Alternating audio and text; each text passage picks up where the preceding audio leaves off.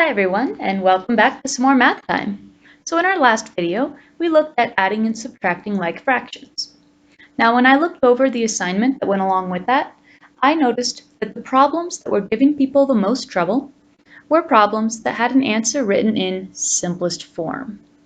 So in this video, I'd like to go over simplest form one more time and talk a little bit more about what that is. Let's take a look. In order to understand simplest form, we first have to do a little bit of review. So let's look back at equivalent fractions. So as a reminder, equivalent fractions are written with different numbers, but they represent the same picture. For example, I have 1/2 and 2/4 down here. These fractions are equivalent. Even though they're written with different numbers, so we have a 1 and a 2 and a 2 and a 4, even though those numbers are different, if I were to draw out these fractions, they would represent the same part of a shape. Take a look. If I take that box right there and I split it into 1/2, I've here colored in 1 out of 2 pieces so we can see what 1/2 looks like. Now if I take that same box and I split it into fourths and color in 2 of those to represent my 2/4, it would look something like this. 4 pieces because of my 4 in the denominator, 2 pieces colored in because of my 2 in the numerator, and now I can see I've colored in the same amount on that box, whether I colored in 1 out of 2 pieces or 2 out of 4 pieces. It's the same picture. Because of this, I would say that 1/2 and 2/4 are equivalent. Even though the numbers are different, these fractions show the same thing. There we go. Now, we also learned in class that you do not always have to use pictures to find equivalent fractions. You can also do it with multiplication. For example, if I take 1/2 here, I could turn it into 2/4 by multiplying my numerator and denominator by the same number, in this case, a 2. So to find equivalent fractions, we learned that you can multiply or divide by the same number so long as it's the same for your numerator and your denominator. As a reminder, remember that 2 over 2, if I were to draw that out, it would look something like this. So essentially, it's 1 whole. And anytime you multiply by 1 whole, you are not changing it. That's your identity property of multiplication. So even though the numbers have changed, the value of that fraction stays the same. Still the same picture. Now that we've done a little bit of review on equivalent fractions, we're all remembering that, oh yeah, equivalent fractions, different numbers, same picture and all that. Let's take a look at simplest form. Simplest form, to put it simply, is going backwards. In the last slide, we went from 1/2 to 2/4. Now we want to go backwards. We want to take my 2/4 and turn it back into 1/2. Because we want to work backwards, we're going to need to use an inverse operation. Last time we multiplied, so this time we'll divide. Divide by the same number for my numerator and denominator, and I find that I can go from 2/4 back to 1/2. Those fractions are still equivalent, but I've now rewritten it so that my numerator and denominator are using smaller numbers. To put it simply, simplest form is an equivalent fraction written with the smallest possible numbers. You can also think of a simplest form as a fraction where the numerator and denominator share no common factors besides 1. We'll talk a little bit more about what this means in just a moment. Now, before we get too much further, I want to answer one other question, and that is, why do we use simplest form? Why bother doing that? Well, take a look at all of these fractions here. If I were to draw out all of these fractions, it would actually be equivalent. 2/4 is the same as 3/6, which is the same as 42/84, and the same as 5/10 or 15/30 or 7/14 or 45/90.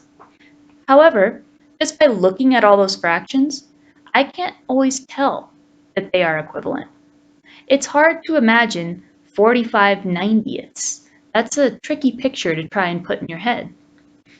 So, using simplest form, I could turn all of these fractions into 1/2. Makes it a little bit easier to think about it. So let's take a look at how we can find the simplest form of a fraction. Here's an example. This one has our steps, which you might remember we wrote all these down in our math notebooks, but I know we don't have our math notebooks now. So I've written them out here for you to look back on. To find your simplest form, let's do an example of, let's say 6/9. So let's find the simplest form of 6/9. My first step is to find the greatest common factor of your numerator and denominator. So greatest common factor, this is when we list all of our factors, then find the ones they have in common, and then find the greatest of all those. So I can start thinking of my factors of 6. What two numbers can I multiply to make 6? Hopefully you all remember the easiest factor pair. However, that's also the easiest one to forget, as I like to say in class. So here I'm going to go ahead and list 1 times 6. And another one we can do is 2 times 3. 6 is an even number, so I know that 2 is going to be a factor somewhere. Next, we can list our factors for 9. Again, the easiest factor pair to forget is my 1. So 1 times 9, I'll list that first. I know that 9 is an odd number, meaning 2 is not a factor.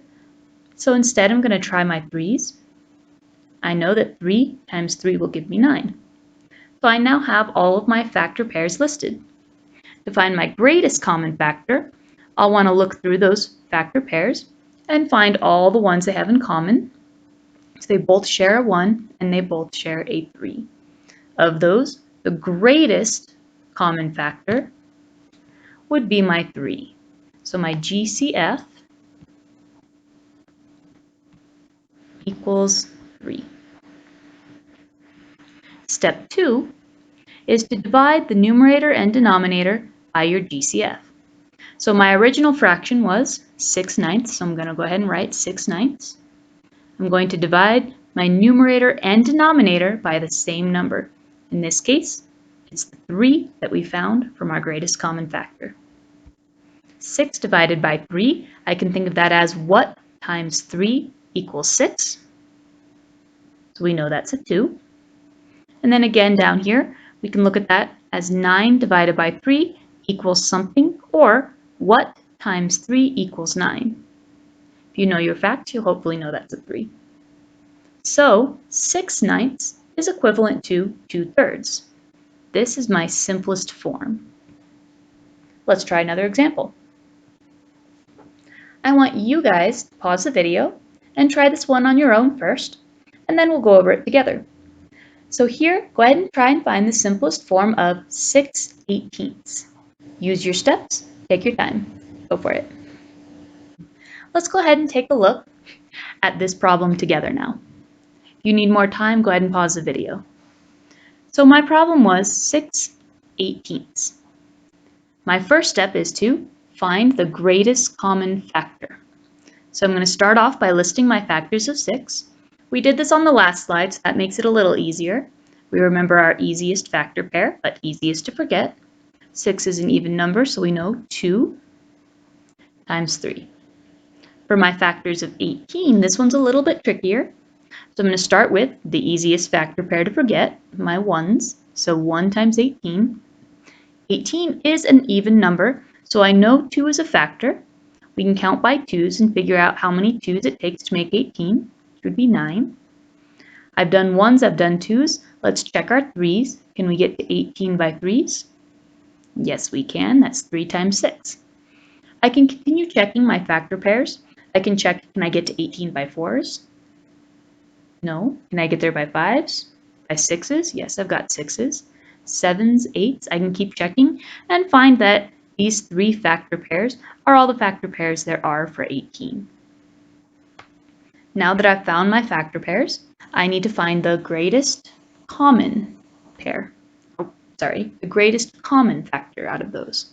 So let's look for factors that both 6 and 18 share. They both have 1's, and they both have 2's, they both have 3's, and they both have 6's.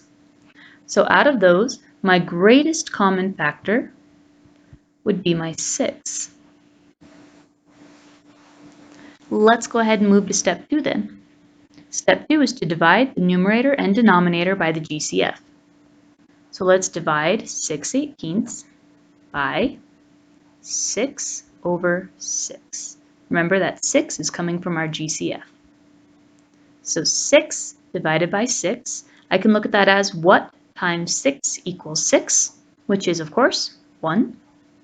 And on the denominator, I have 18 divided by 6 equals something. So what times 6 equals 18? 3. So the simplest form of 6/18 is 1/3. Now there is one other way we could have solved this.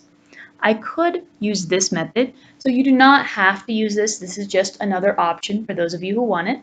So another way to find the simplest form would be to divide your numerator and denominator by common factors until your GCF is 1. So if I took 6/18, for example, I can look at both those numbers, and even before listing factors, I notice that they are both even numbers. So I say, well, if they're both even numbers, that means I can divide both of them by 2's. When I divide 6 by 2, I get 3. 18 divided by 2 is 9. So I have now simplified my fraction from 6/18 to 3/9. However, 3/9 is not the simplest form because I can still divide. Both 3 and 9 can be divided by 3. So I'd need to divide a second time to get my simplest form of 1/3. Oops. This method is just another way to find your simplest form. Some of you may like it, some of you may not, but it is here for you if you need it. Before you sign off and start on today's assignment, consider trying a few more practice problems. I'm going to leave these up for just a moment before putting up the answers. So try it out. See if you can find the simplest form of 4/12 and 8/10. Go ahead and pause the video while you try. All right, so for 4/12, your GCF would have been a 4. And when you divide both your numerator and denominator by 4, you would have gotten your simplest form of 1/3. For 8/10, your GCF would have been, let me just put it over here for us, would have been 2. So if I divide both my numerator and denominator by 2, I would get 4/5 as my simplest form. That's it for today's video, everyone. Keep these steps in mind as you move on and try these on your own in today's assignment. Good luck, and we'll see you next time. Bye!